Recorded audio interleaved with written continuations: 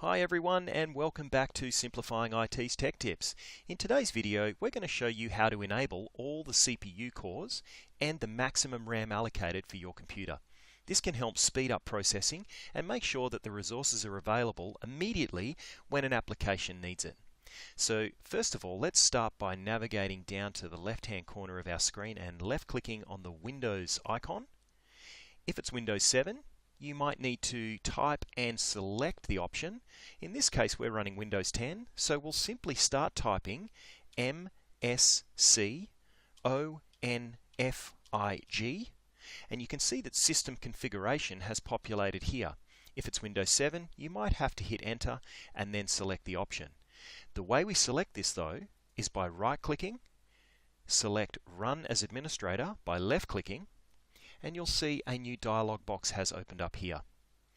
Now we simply left click the Boot tab, left click the Advanced options. We can now choose the number of processes that are installed in our computer. If this checkbox is unticked, simply left click and then left click the drop down and select the number of cores that you have installed in your computer. This should auto-select for you so you can see that there are 2, 4, 8 and in some instances even more. But in my case, I have 8 available CPU cores in this computer. So simply left click that option to enable that field. Now let's move across to the maximum memory. If that checkbox is also unticked, simply left click and that should auto-populate the maximum amount of RAM installed in the computer. In my case, I have 16 gigabytes of RAM, so that has populated that field.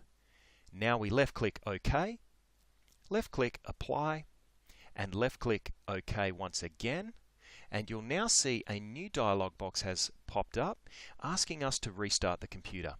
Now would be a good time for you to save any work that you might have open.